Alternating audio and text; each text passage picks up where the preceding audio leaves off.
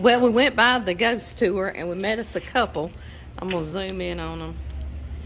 Brandon and Dakota. She has a cool name. They just moved here to Jefferson. I'll show y'all them. I'm going to go charge up for a little while, my phone. And they're going on that ghost tour too. So we are excited about that. The sun's setting and cooling us down, huh, baby? Yes. Yes, on the cooling us down. Yes, on the cooling us down. That's the couple. Yeah, that's the anniversary couple. This is a little tour you can take. Historic tours of Jefferson. It's all kinds of little things to take. And if you're willing to come in the heat, you come without a whole lot of people. Thank you so much, Mr. Murray. Around 10,000 people. They started bringing steamboats to Jefferson in the early 1840s, and they were going back and forth between Jefferson and New Orleans. So half the places that we're going to talk about on the tour tonight have been cotton warehouses, saloons, brothels, banks, drugstores. I mean, it was a regular riverfront town. During Reconstruction, after the Civil War, there was a lot of stuff going on here. In fact, there were 3 different fires. One in 1869 burned over 30 buildings in the downtown area. They called it the $1 Million Fire. Have a lot of tragic history. Normally are the places that you're going to get these kind of stories.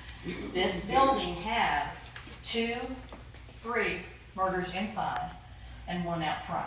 And I'm sure if the walls could talk, there's a lot of other stuff we find out that we don't know. In that amount of time, there's no telling what all's going on in here. But there was a building here in the 1850s. This building has been here since the 1860s. We know that the Masons and the Knights of the Rising Sun both used to meet in the upstairs of this building. It's been several pool halls, several saloons. It was a furniture store, it was an antique store, it was a local funeral home at one time. Haggard family owned this building for over 100 years. Again, if the walls could talk, no telling what we're going to find out. But the 2 stories that I always share history-wise here, tonight anyway, would be the one that happened in 1893. This was at that time known as the Castleberry Saloon and Billiard Parlor.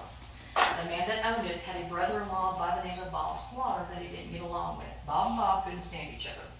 And it was said that they were usually fighting and quarreling over the way Slaughter treated his wife, which happened to be Castleberry's sister.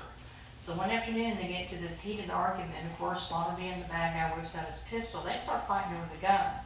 In self-defense, Castleberry, the owner of the building, ends up shooting and killing his brother-in-law just inside the back entrance of the building. Down that hallway at the very back, there's a door there on the left.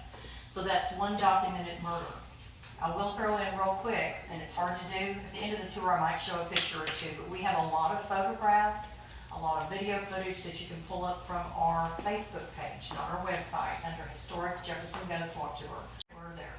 Outside of the doorway here, I don't know if y'all were paying attention before the tour started, but you have 2 historic markers. One on one side is talking about how Carrie Nation, one of her Prohibition crusades, was actually denied entrance into the building. On the other side, it was talking about somebody by the name of Marion Slaughter. Marion Slaughter was the son of the man that was murdered at the back entrance. And when he was a young kid, like 12, 13 years old, he used to sing and perform in this building, which was his uncle's.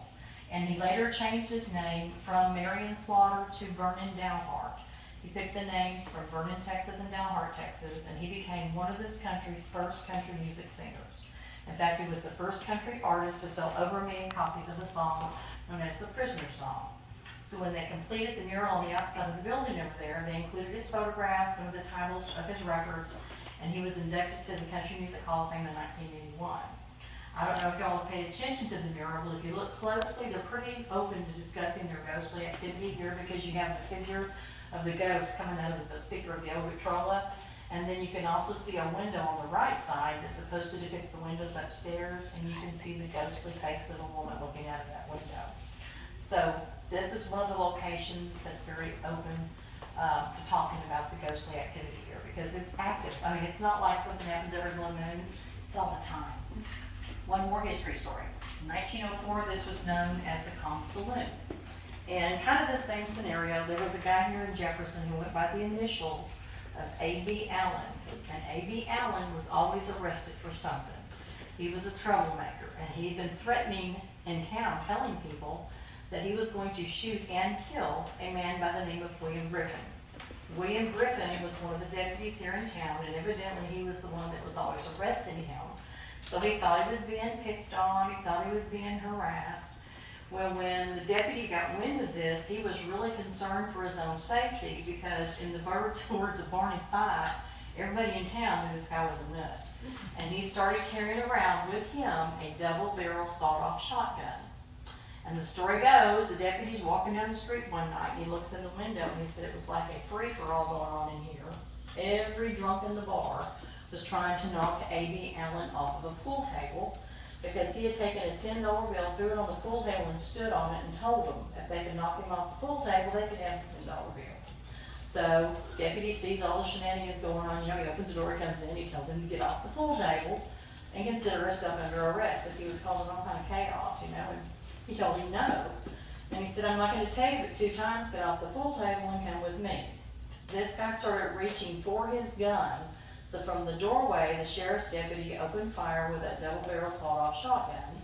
Obviously, the man was dead before he hit the floor in here. Now, he must have had one very fast trigger finger, or he already had every intention of shooting and killing that deputy, because before he hit the ground in here, he also fatally shot and killed the deputy. So that's 2 more murders. That's 3 murders I told y'all about in less than 5 minutes. Now, we have a lot of really, really weird pictures in here. We have quite a few that actually looks like you can see a man with a beard in it. But one of the best ones was taken many years ago. We had just walked outside. It had been a night where we actually had got kind of spooked in here. The owner is standing over here waiting on us to leave. Everybody goes out. A lady stuck her head back in and asked him, she said, can I take one more quick picture? He said, sure. So I stepped back in with her. So it was myself, this lady, and Dwayne, which was the owner. And at that time, this was all open. There was no walls. It was the old saloon. You could see from the front to the back of this building. So she snaps her picture. Clearly there's nobody there. But when you look at her photograph, on the photo, you can see Dwayne standing there. And Dwayne was probably about 6 feet tall himself. But behind him, not that far, you can clearly, excuse me, I'm sorry, you can clearly see a man, at least a head taller than he is. You can see his face, you can see the outline of his beard, the shirt collar, I mean, it's unbelievable. And of course, this was taken long before we had his photograph in his book, because that was only sent to me in like the last 4 years. When you look at that picture that she sent me and compare it to that photograph, it looks like the same person. It's pretty spooky. I'm not telling you it is. I'm just telling you it's really weird what your mind can make you see. And it does look like the same person.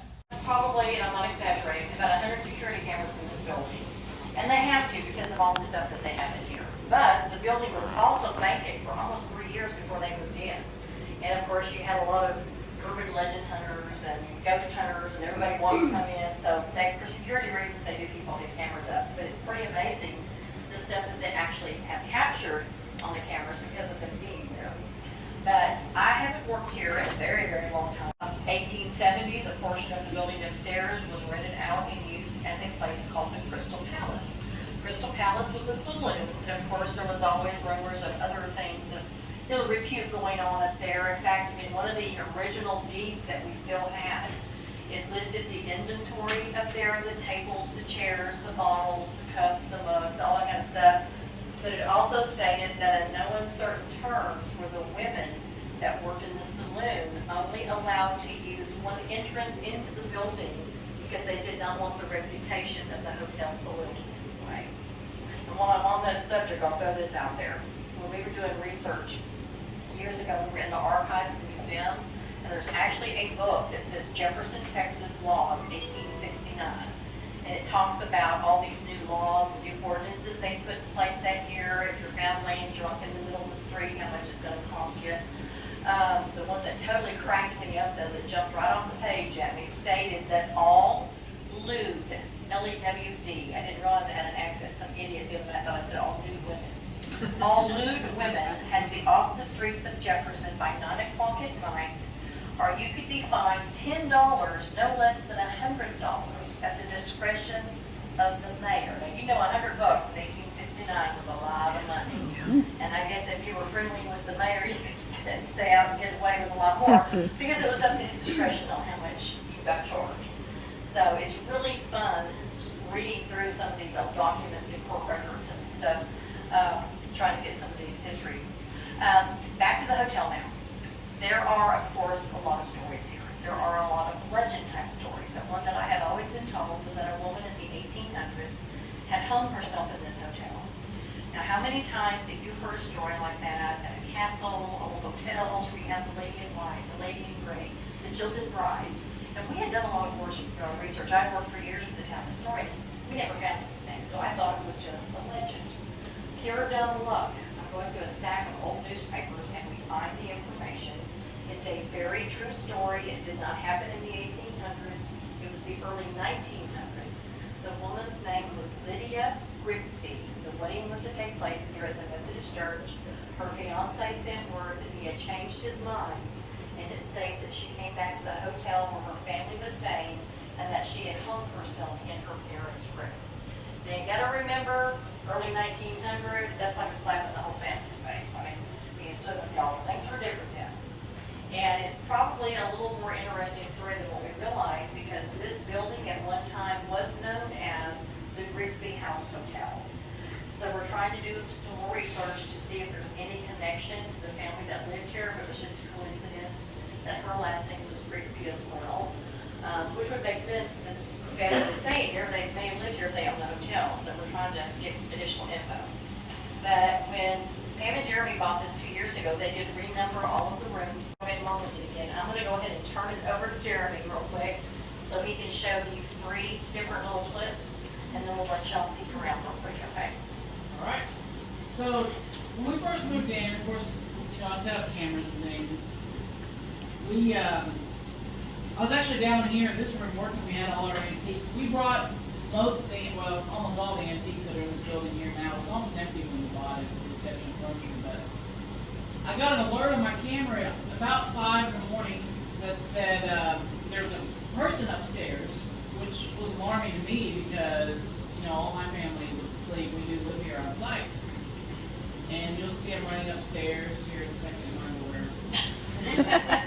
Check on, I'm going to check on my wife and the kids. It's 5'10" right there. He's thinking person, not ghost. Yeah, I'm not thinking spirit or anything at this point.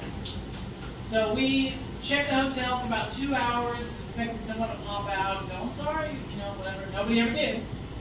And so I'm like, well, what was that footage? I know I saw somebody walk. It was on my little phone, but a little background. So this is upstairs. You're about to go up there.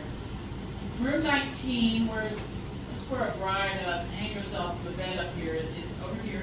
And then room 11 is on the right. You're going to see something walk from right to left. And the interesting thing is, the doors from 11 to 19 do not line up.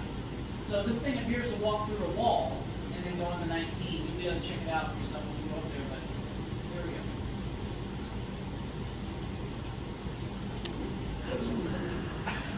Yeah. So what's creepy is when he stops it, you can actually see through it. So it's not like it's somebody. I mean, you can clearly be able to see You can through definitely it. tell it's not a person. That right there is a cloud or something. And it's, you know, super dark down here. You can see through here. It almost looks hunchback. So that was one of the crazier things we thought. I thought, okay, what did we get ourselves into? Yeah. And this is like not too much longer. I'm working downstairs, walking. Nobody's in the hotel. I hear a door handle jiggle and the door opens. You're upstairs. You said downstairs. Oh yeah, sorry.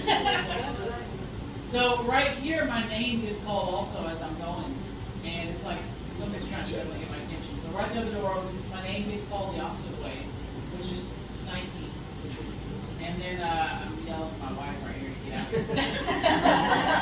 I see her up here like, you know, what? And I will go ahead and put in, because he didn't mention, the door that opened used to be the door to the linen closet, and then they have a lot of electrical stuff in there now. And it's a really hard door to open and close. Yeah. I mean, when it's closed, it's like. Yeah. So it's odd that that's the door that chose to come open. Yeah. Now, speaking of the kitchen, she was kind of telling you it's a little hot spot back there for activity. Well, my wife was in here cooking, and used to be a kitchen for an Italian restaurant. We don't have the restaurant anymore, obviously, but she's cooking, and there's dishes back behind her head here, and they're on a rack. Super heavy, they're not off balance, they're between two bars, and then this happens. That work. Doing that. There they go. So they flip over. What's funny though is her reaction. Wow. So at this point, we've had so many things happen, and you'll be able to tell by her reaction of what a big deal. But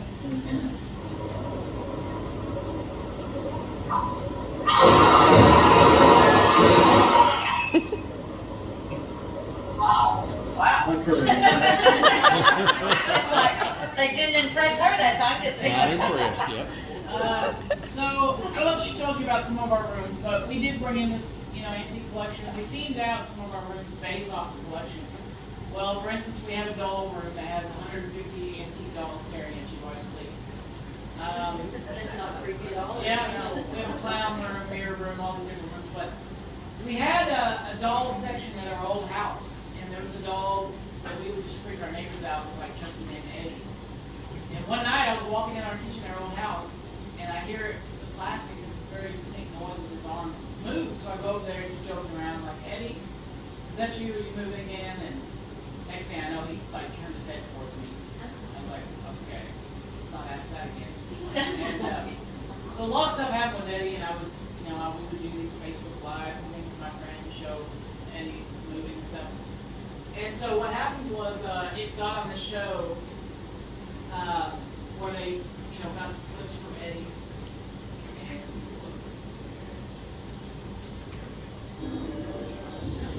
So all the hauntings and possible entities, there's nothing that freaks me out more than haunted dolls. Agreed. This next clip comes to us from a guy named Jeremy Jones. He bought an antique doll named Eddie for his doll collection. Hold up, this guy collects dolls? Yeah. One night at 4 a.m., he heard a noise coming from his doll room. Dude, there's a doll room? Where do dolls go things? That doesn't sound creepy to y'all. This is Creepy Eddie. Let's watch the clip. I swear I just heard a plastic moving again. This has happened like the third night in a row. So that's Eddie down in the corner in the red and white striped shirt. That's Chucky's cousin. Chucky's cousin, right? Right. Was you up there? Eddie, if that was you, can you move? Oh, Jenny.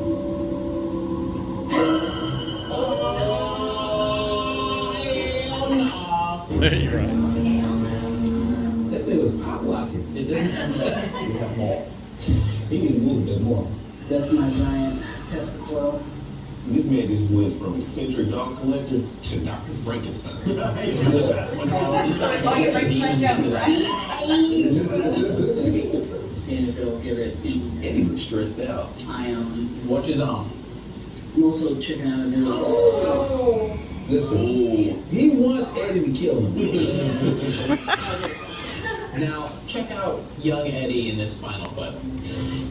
We're doing another live stream in my life. So this particular clip happened the day after Eddie moved, so I'm getting on Facebook to show my friends, like, hey, the doll just moved, Eddie's talking about Eddie.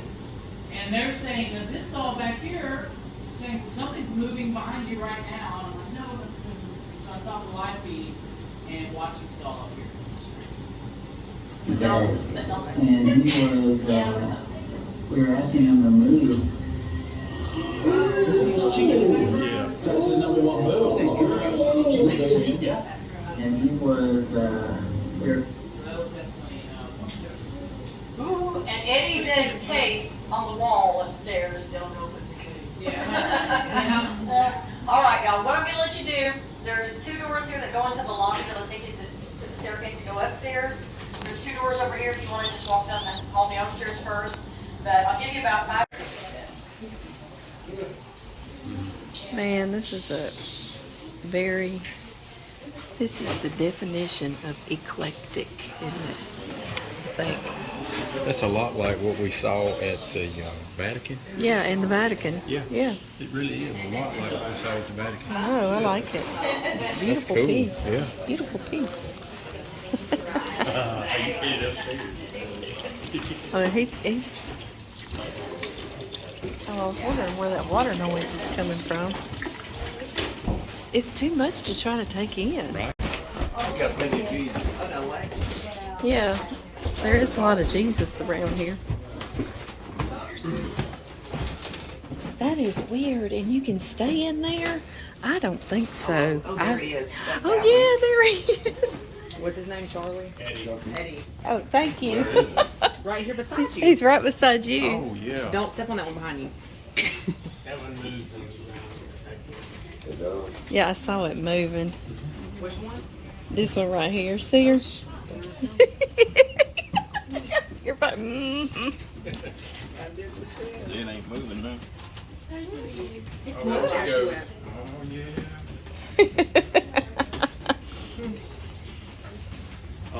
Ain't no way I can sleep around. Yeah, I don't think I could stay in the doll room. Anywhere you see a plaque, the moving car. Dakota, you trying to get Eddie to move? You can hear me move. Don't break out of that glass, but move. Girl, if he moves. He moves. I'm fixing to move. Can you wink? Oh yeah, I didn't go down here. Let's go look, baby. You know what this... You know the movie Nothing But Trouble? Yeah. That's what this reminds me Right. of. Oh my goodness. These are like real rooms you can come stay in. Oh my goodness. Are you kidding me? Are you kidding me right now? No, I don't think so. Yeah, I'm not sure that I want to stay in here. Mm-hmm.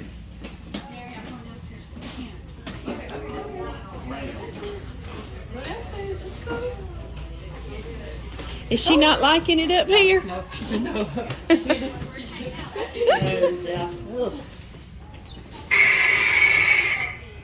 Hello. Oh look. The Ghostbuster car? Yeah. Right. Here's another one of the rooms. Remote control locomotives operate in this area. You got the choo-choo room. I like the choo-choo room. I could stay in the choo. That light Railroad fixture. crossing. I like the railroad on the ceiling. That is cute.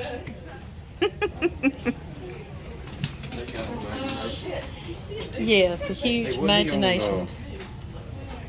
That was one of the Star first- Wars or yeah. something. And the Ark of the Covenant is down there too. Yeah. Oh, is it? Oh, that's a cool room with the 3 beds. Look Yeah. at all the things Like on the 3 bears. That's the 3 bears room. It is. It is. My porridge is too hot. That's exactly right. That's a pretty room. We got to get down here. What'd she say? 5 minutes. The E.T. region.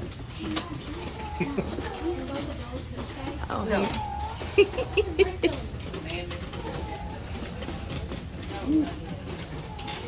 There's another room. Popcorn look like that. I ain't eating the popcorn. That's room That's 17. the original PG Mermaid from Yeah. Ringling Bottom. Isn't that the room number she You said let that? that out to Discovery Channel. Yeah. I remember seeing I remember that. seeing that too. There's 4 copies of it. This is the original. That's the They're original. all fake, of course. Right, yeah. Okay, we're getting left by ourselves down here. Okay, that's weird. Those legs, that's kind of freaky, girl. That's a pretty room. I like those beds. I'm glad y'all came down here. I was scared down here by myself.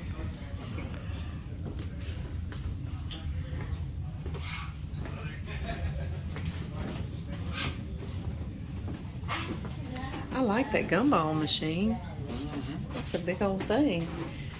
Somebody's been collecting for some time. This reminds me of the movie Nothing But Trouble. Yes, it does. Just like it. Like, you could have gotten a lot of the ideas, but boy, all the stuff you've got to purchase. I actually thought that was a naked man. I'm like, oh my god, a naked man. Do you see that person's legs? Did you see that? Do you see the person's legs right there? Yeah. I don't know. Oh, there's actually people in there. Yes. I know, I thought if his legs move, I'm gonna freak out, but it's actually somebody in there watching TV. I guess if you stay here, you have to keep your door open during a tour. I don't think we'll stay here. Oh, that room. Oh my goodness, the clown room. Are you kidding? Look when you walk in. Oh no.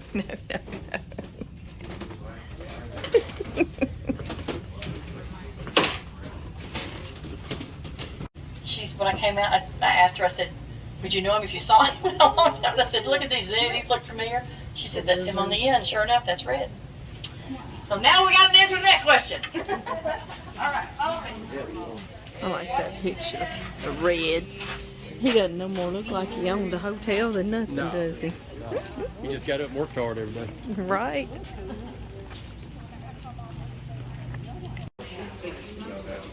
She's passing this one up, but yeah, this is where we're. Okay. She did, yeah. So. It's still old timey in that one. It is very. I like it. We do too.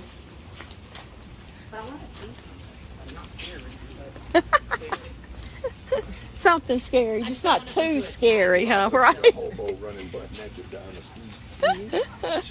Trying to get out your clothes.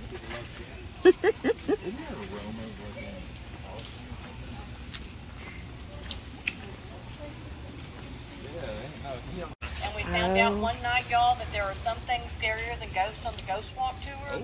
It was our fall season, which is very busy. We had about 150 people standing out here in the dark. And I hear people starting to giggle while I was waiting on people to walk up. And I turn around and look, and it was this window here next to the end. Every light in that room was on. The shade was open to the top, and this poor old man, bless his soul, come bebopping over there to pull down his window shade, and nothing but his drawers. I don't know who was more afraid, us or him, but I felt so sorry for this poor old man, but it was absolutely hilarious. But he was not the specimen you wanted to see in his underwear.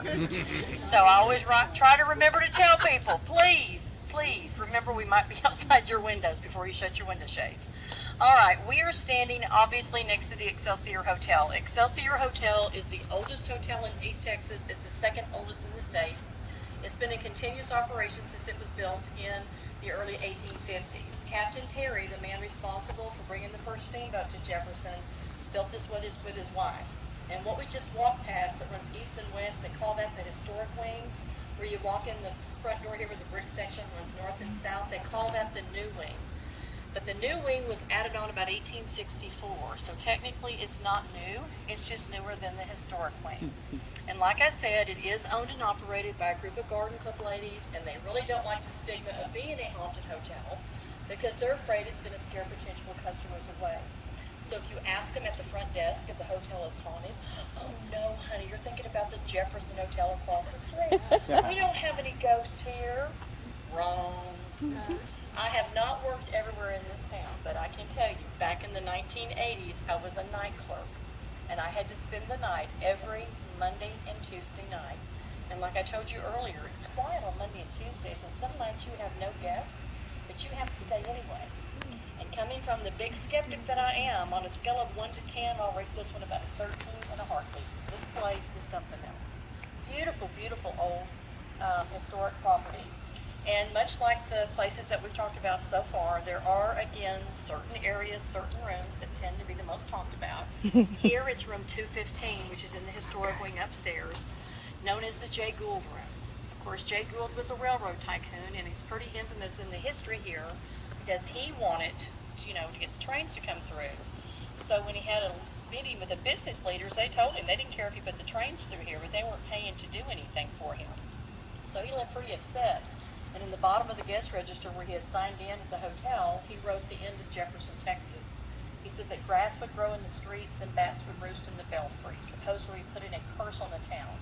So there's always been a lot of hype about J Gould. In fact, the rail car that you see that sits across the street from the hotel is his private rail car from the 1880s. But 215 is popular because people claim that the rocking chair rocks back and forth by itself. They say at night that you can feel someone come over and sit down on the foot of the side of the bed. It kind of gives way. Probably one of the most popular stories is the Steven Spielberg story back in the early 1970s, long before he was well known like he is today. He was here on a Monday night scouting out locations for the movie Sugarland Express. And they had given him room 215, and he says he put his briefcase into the rocking chair, and the rocking chair threw it back out at him. He said the whole time he was here, he was uncomfortable because he felt as if someone was watching him or following him everywhere he went. He said he finally managed to go to sleep, and sometime in the middle of the night he wakes up and he said that there was a little boy standing at the foot of the bed asking him if he was ready for breakfast. He said, that's it, we're out of here. They all got up in the middle of the night, went to Marshall and got a motel room in Marshall. Now there are 2 interviews with him where you can actually go on and listen to his version of what he experienced when he was here. There was also an article that was written when he did an interview with Bianca Jagger years ago, and he actually says that his visit or his stay here at the hotel is what inspired him to go ahead and do the movie Poltergeist. Now, most of y'all have probably seen the movie from the 1980s, and I'm going to tell you something. Now you've got to go check it in to make sure I'm not lying to you. I did not know this myself until people started telling me and I started doing research. Evidently, Steven Spielberg is pretty well known for putting things in movies that might not necessarily mean anything to anybody else, but it means something to him. It's in every single movie he's made, he's put something in there like that. And at the very end of the movie Poltergeist, the family has fled their home, and where are they? They're in a hotel or a motel. And when the camera starts coming out of the room, it moves down the hallway, going past doors, to the very end, where it turns and starts running the credits of the movie. The very last door number you see it pass before it stops and starts running those credits is room 215. Go check it out if you don't believe me. I'm not lying. Just down the hall, in fact, right next door to his room, you have the Lady Bird Johnson room. And then down a little farther, you have a room that was always known or always called the Presidential Suite.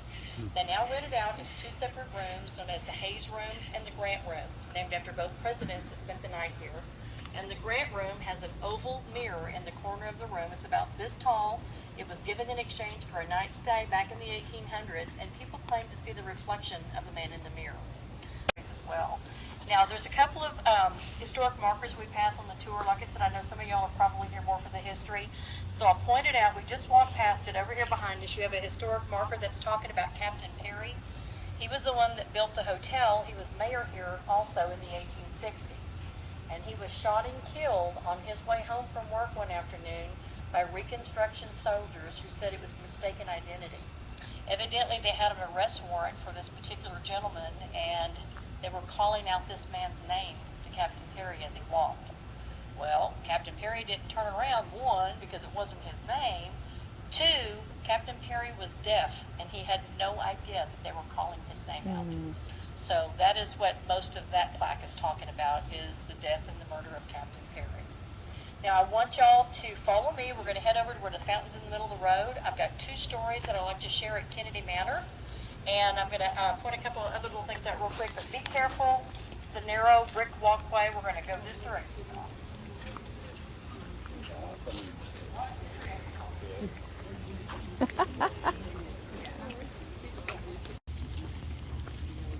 It's pretty.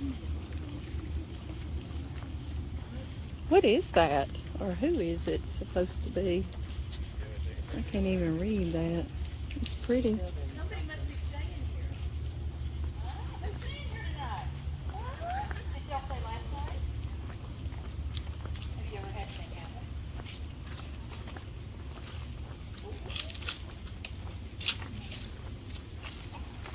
Oh my gosh. I think we just got everybody back. I'm sorry, y'all. I'm the shortest one in my family, so I tend to walk fast. I'll try and slow down a little bit, and I will leave everybody way back there. All right, like I said, we've got 2 stories we're going to share here, but before I do that, I've always point out the fountain in the middle of the road. That's called Stern Fountain, and it was put in 1913.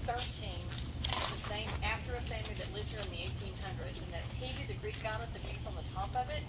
The big urns on the side were for the horses to drink out of. And you have the little ones along the base on the bottom that were for small animals like cats and dogs, or as the old carriage guy in town used to tell everybody, the cats, dogs, and drunks were the other ones on the bottom. And it's definitely a conversation piece.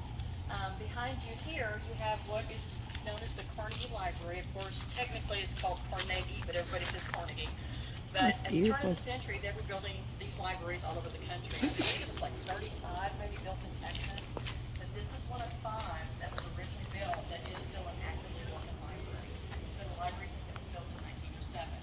Beautiful. Over here on the corner behind the street line, you do have another historic marker coming up. And in front of that, you'll notice that big iron bridge. But the Diamond Bessie story is one that I'll give you the quick version. No, I don't think she's one of Jefferson's ghosts. She's buried up at the old Oakwood Cemetery here, which is a neat old historic cemetery if anybody's never had a chance to go up there. There's outlaws buried up there. There's, of course, soldiers buried up there. A steamboat captain's wife's buried sitting up in her rocking chair. A lot of interesting stories. There's also 2 men buried up there by the name of Rose and Robertson. Rose and Robertson were not very well liked in this town, and they really had nobody else to hang out with but each other, so they were always together. And evidently one evening they got to an argument standing out on the street corner. One was on one corner, the other was on the other corner. And they said they don't think that this man actually had any intention of shooting and killing his friend, but he pulled out a pistol during their argument, the gun discharged and hit him. So the other guy returned fire. They shot and killed each other out there in the street. So the city had to pay to bury them. They had no family, they had no friends. And they're buried at the old Oakwood Cemetery, and where their grave is marked, you have an iron post, 2 of them, about that big around. One's here, and there's a chain that connects the 2 of them, and that's supposed to signify chained together for eternity, because they actually have these 2 buried in the same grave together. So how would you like to be laying on top of the man that shot and killed you? That would not be cool, would it, baby? But Diamond Bessie is also buried up at the cemetery. She was here in 1877 with a man named Haywood House. He was related to the Rothschilds, and he was kind of the black sheep of his family, and he had met her in New Orleans. She was actually from New York. Her real name was Bessie Moore, but they nicknamed her Diamond Bessie because of her jewelry. And they went from New Orleans to Hot Springs, from Hot Springs to Jefferson in January of 1877. And for 3 days, they were stuck in the boarding house where they were staying because the weather was horrible. Where that boarding house was is right there on the next to the corner. See the house on the corner, the one to the right of it, there used to be a 2-story Victorian home there that burned in the 1960s. That's where the Brooks house was. And there's actually a historic marker on the brick wall over there that gives you a little bit of that information. But for 3 days, guests said you could hear them arguing, and you could also hear her crying and sobbing. Yeah. The weather finally let up, and they went down the street where they got a picnic lunch, and the last time anyone saw her alive or them together, they were walking over the river bridge carrying a picnic basket. And he came back alone later that afternoon and had told everyone that he'd gone to his family, that they were going to meet up together the next day. 10 days later, a little girl gathering firewood down by the river finds her body. And their picnic wrappings and stuff is still there on the ground beside her, and she's covered in a fresh layer of snow, and she has a bullet hole through her temple. On his way back to Cincinnati, he tried to commit suicide, and all he managed to do was to shoot his eye out. So he always wore a patch over his eye after that, and when they went to bring him here, they had to leave him for several months because he was very ill. They finally get him to Jefferson to stand trial, and he was actually convicted to hang. And they pulled some type of special appeal. Now, this set a lot of precedents in Texas law because double jeopardy, you can't try somebody twice for the same murder. Evidently, his family had influence, and there was always rumors that the family had paid the jury off. But he did this appeal, and he actually was acquitted. And his parents were waiting out front of the courthouse to tell him, out of town, never to be seen again. Until the early 1900s, a caretaker of the cemetery said a man wearing a patch over his eye, of course they all assumed it was him that came back, had given him a $100 bill and commented about how kind it was for the people of Jefferson to have buried her. So everyone all assumes that Abe Rothschild came back and did that. So every year, like I said, when they did the Pilgrimage of Old Homes, they do the Diamond Bessie murder trial play here at the Jefferson Playhouse. So that's the fast version for whoever asked me. That does sound Diamond cool. Bessie was. But we're going to walk for a minute now. Let me tell you where we're going. We're going to go to the corner. We're going to hang a right. At the next corner, we're going to go left, and we're going to go 2 blocks down to the corner where the old, some people call it the Myers building, the Torrens, the Rao building. But we're going to go up on the 3rd floor of this building. Before we go up, I'll actually share some of the info downstairs. This is in the 1940s. It was used as the telephone office. There was an old lady and her son that used to live up there. But recently, it's just had a bunch of junk, antiques and stuff set up there. So the owner kind of has been clearing it out because it does need some restoration, a lot. And he wanted it to be a little bit safer for us to be able to go up there and look around. Upstairs, there is, at the very back of the building on the left-hand side, there's a tin sign that comes out on the side of the building. I'm going to find the office up there, and it says J.D. Rowell, Attorney at Law. He was a lawyer here, and that was his office in 1901. He ended up becoming a state senator. So when you go up there, like I said, it just kind of vibrates with the past because it's just the dusty old floors. When the storm came through the other night, it did blow a couple of windows out, so there's a couple of windows that you might see missing right now. But there's one room at the very back on the right side, being in the dark. I don't know everything I'm doing, and all of a sudden, it did get this really weird, feeling like that goosebump feeling. And she said, it's here, I can feel it, it's right here. And she kind of put her camera like this and just snapped a selfie of herself. And there was nobody behind her. I even went back the next day and went up to see if there was like something on the wall. Except for the pictures which I made. Nothing. But in this picture, you can see her and like right here. The kitty scare you. So, take the pictures if you dare. If you want to, if y'all have a light on your phone and you want to turn it on, you're welcome to do that. Hey, this is where snipers get in. I like this Air room. conditioning and television. I like this room. You were breathing on my neck, and I turned around. I was like, I hope. Yeah, baby, I'm sorry. All I could feel was, I was like, okay, I hope that's John. Oh, it's real pretty in here. We've got columns. We let sell it. Right. I'm scared.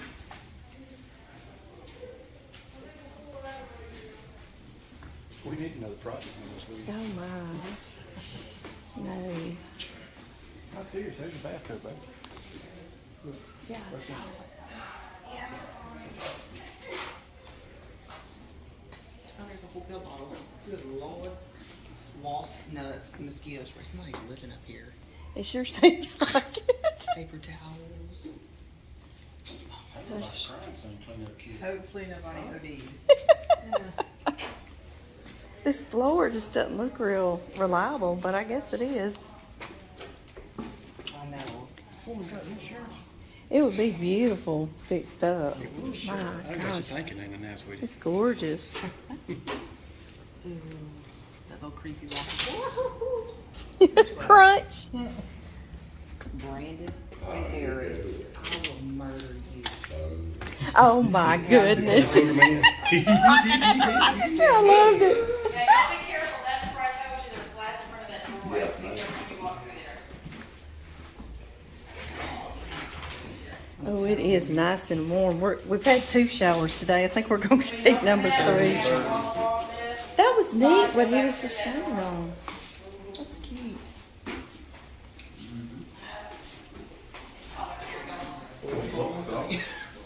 Cross cut. Right. Well, it's actually putting a little more breeze up here than what's going to be up here. Y'all watch your step along the railing and I'll let you know This heat will make you want to be sure you say. What did she say this building was? Did she say? She said it was law offices. Man, it's gorgeous. Gosh, it's pretty. I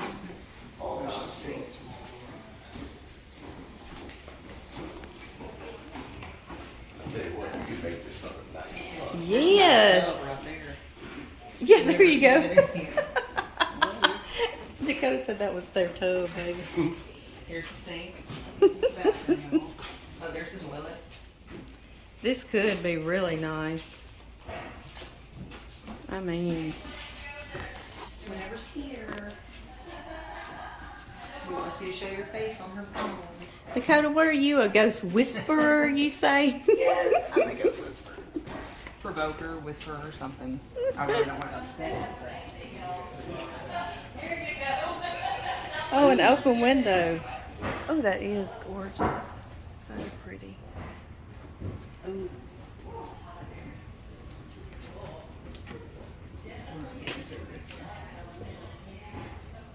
I can't believe she does let you walk around in this building. I'd be afraid people get hurt and Sue and yeah. Look, there's a whole little rocking horse. Maybe all these lawyers are still on retainer, so they ain't worried about it. Maybe so. What are they gonna do? We can restore it. Yeah, he's got to do something or it's gonna fall in. I'm not This sure is what a he's gonna- beautiful building. It I can really mean, be neat, isn't it? I love these Yes. old ceilings. yes. Where'd you say y'all were from? Louisiana. I was wondering how far down. You sound like you maybe knew by Lafayette. I'm from way down there below Lafayette. Way He down. is, yeah. We're North Louisiana, but Okay. yeah, and he is. I was going to ask you earlier before the tour started. I was listening to him talk. I thought, yep, he's from down Oh, I there. know. I love it. I love his I love to accent. listen to the accents. And you're going, I don't have an accent. I didn't know I think y'all got an Isn't accent. that funny? And I didn't realize I had one. As soon as I learned how to talk, my dad's from Minnesota and my mother's from Virginia. Oh, wow. And they have Okay. their own dialect, you know. Right. But we've been in Dakota Texas girl, about are you 5. still back here? I am. I'm taking, there's a whole door that I didn't even see. I was just making sure I'm gonna jump in before y'all. Girl, I've she is never been the brave. last one She's out of brave. She's down there in the You know, dark. the last room? I don't want to be the last one out of here by myself. No. That scared me. Now that's what that girl did that got the picture. Here, I think I've got it on my phone. Come here, Yes, that's what I'm Are you trying to- serious? Come here and look at this picture. Let's see where it's at. Like I said, this is not a good picture like we always, that we sometimes get, but it's eerie because there's definitely something there. There it is. I took a picture of her phone. See, this is the phone. Oh See her? my. Oh Something in the my. background. What the hell is that?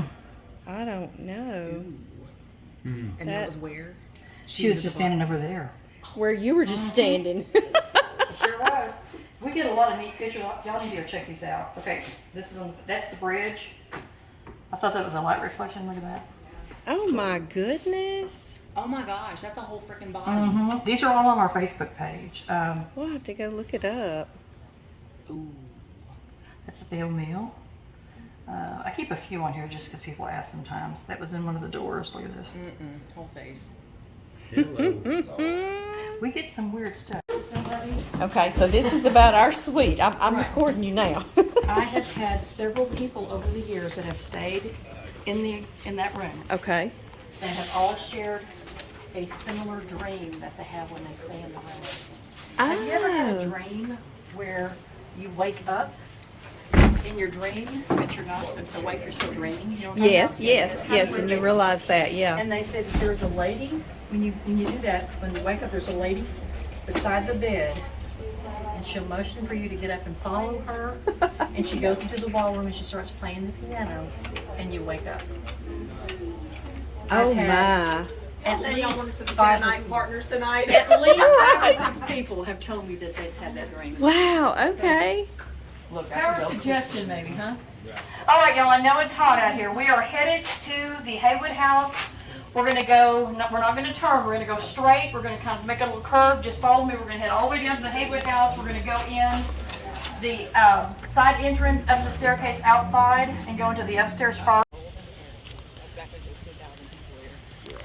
Yeah.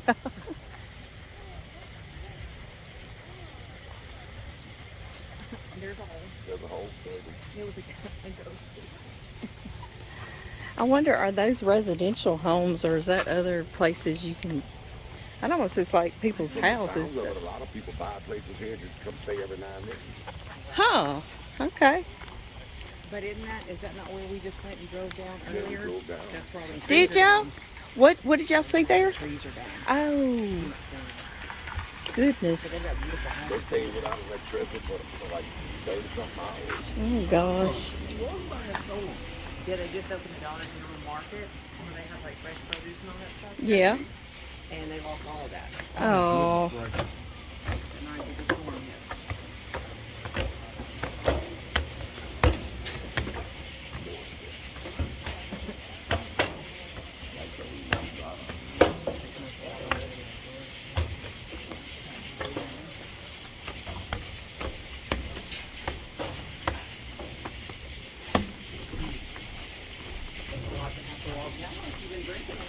Right.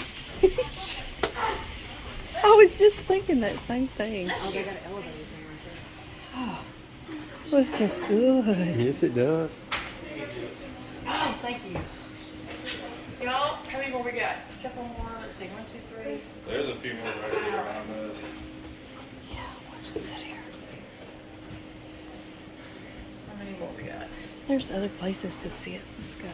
I believe that's it. Sit. Did we lose them? Yeah, there's a couple that fell off. Oh. Now we are in what is known as the old Haywood House. Now I know some of y'all said you've been on the tour before, so you probably remember coming by this building. We've been coming by here for years. Really neat building with a lot of history. It was built in 1865 by a Confederate general named H.B. Mabry, and he ran it with his wife and his brother-in-law, and they called it the Haywood House Hotel after his wife's family. And it was originally 4 stories tall. It went all the way to the street, over towards the McGarity Saloon building next to us, and then all the way to the back. So this is like a fourth of what was originally here. And it was set on fire on purpose in 1872, so that's why you just have the 2 stories left. But someone in that family actually owned it and then lived in it all the way up until 1962. And in 1962, a man by the name of Clarence Braden died. And when he died, it started a massive treasure hunt. He had hidden money everywhere. There was money in shoe boxes, cigar boxes, wicker baskets, butter churns. They found several dollars rolled up in the walls of the building. And he had over $10,000 in his suitcase under his hospital bed where he died at the clinic here. So he was quite a character. And I mean, he'd go to the coffee shop, he'd buy coffee for everybody. He always wanted, change in return. High school football team, they won the football game, he'd give every single one of them a silver dollar. They said that during the Great Depression, if he heard of a family that was hungry, he'd have the grocer send them a basket of food over.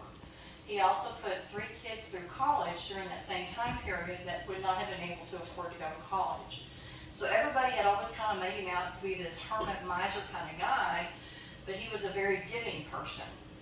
And he had a sister named Ewa, and she drowned swimming in the river behind this building in 1912. She was 22 years old. It was her and a professor from the school where she worked, and he also drowned. He also had died. So again, we talked about tragic things, making these locations seem to have a lot of activity. So there is a lot of tragic things associated with the building. There's a tunnel that goes underneath the building to the river. There was a Union officer in 1869, his name was Lieutenant Colby. Evidently he had been, gambling a lot, and he lost a considerable amount of money. And they said he was so distraught he had been drinking heavily for days, and he ended up walking out of a 2nd-story window in this building where he fell to his death. So that's just hitting the tip of the iceberg. There's lots and lots of history stories here. After Clarence died, it was just a big old, spooky building. Someone bought it and renovated it, and they've had an after-dinner theater in here. It's been the Texas History Museum.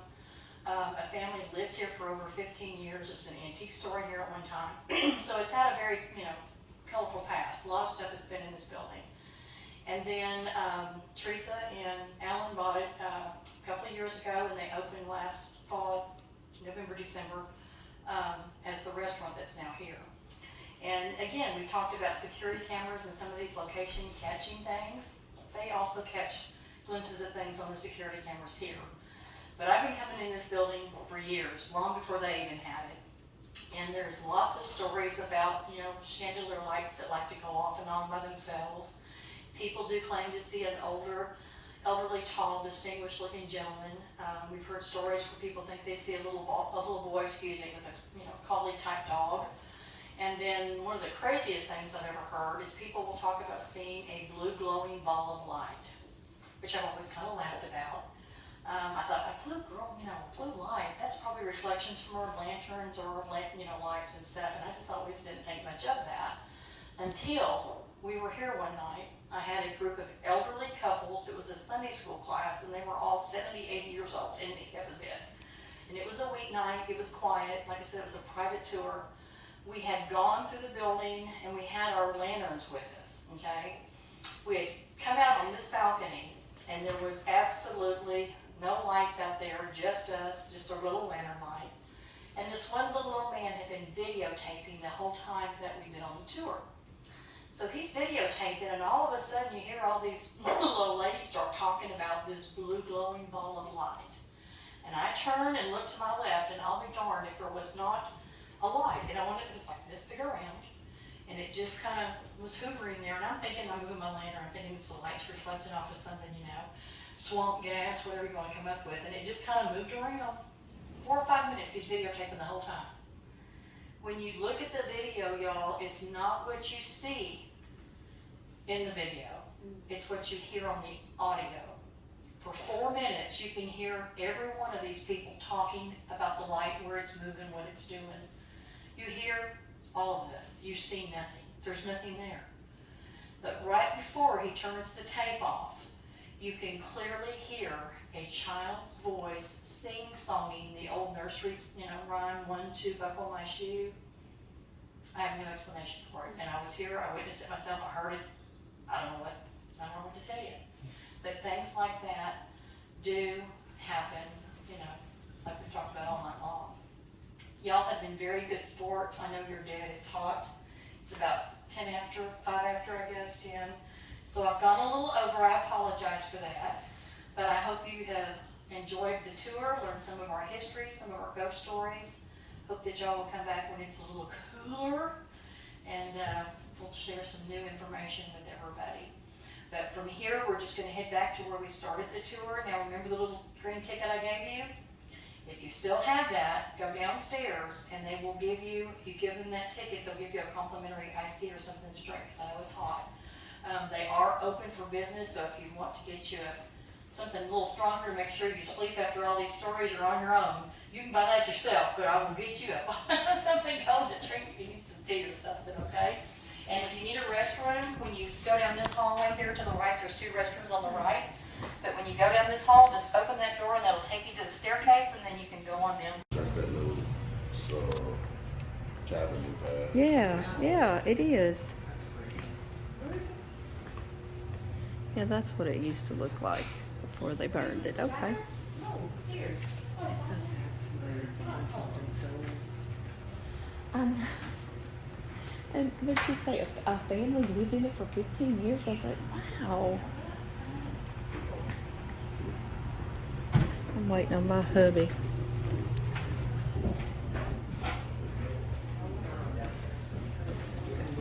John, Mary, are you ready?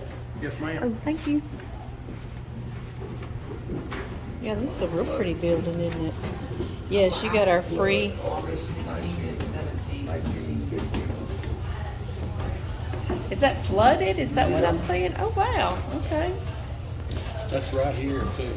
Yeah, it is, and it's flooded in the streets. Flood of 1952. Looks like That's farm. in front of, that's not this, is it? Jefferson Hotel. Okay. That's But that. it's still right here. Right. Right. I was thinking that it was in here. Yeah, at this building, Like, actually, should we be yeah. careful that there's water damage in the foot? Okay. Oh, yeah, this place is neat. So neat. I want something to happen. Not fall on the stairs.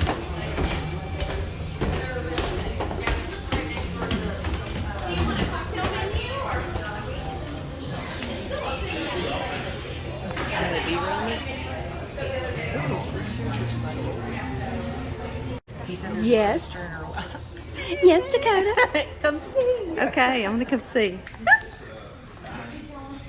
Oh, this is neat. Oh, and this is neat.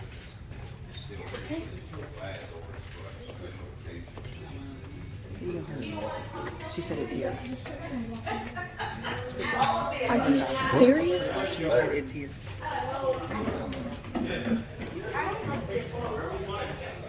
You got me watching you. Oh, wow. Oh, that's neat. Look down in Must have there. been how they got their water. Must have been. This is a neat, neat building. At one point, someone's gonna do something stupid, and that's gonna fall out. So Is that cool. the tunnel, you reckon? And someone's gonna go, Yeah, that's right. It's got a tunnel that goes to the. Oh, I love that. She said that. She said it had a tunnel under it that goes to Oh, the. that's a cistern. I'm sorry? Just an old cistern. That's Oh, wait, that's just yeah, the water, yeah. just the water, okay. Yeah, not part of that tunnel, but yeah, she said there was a tunnel that went to the water, the river, the lake, the water. Cool.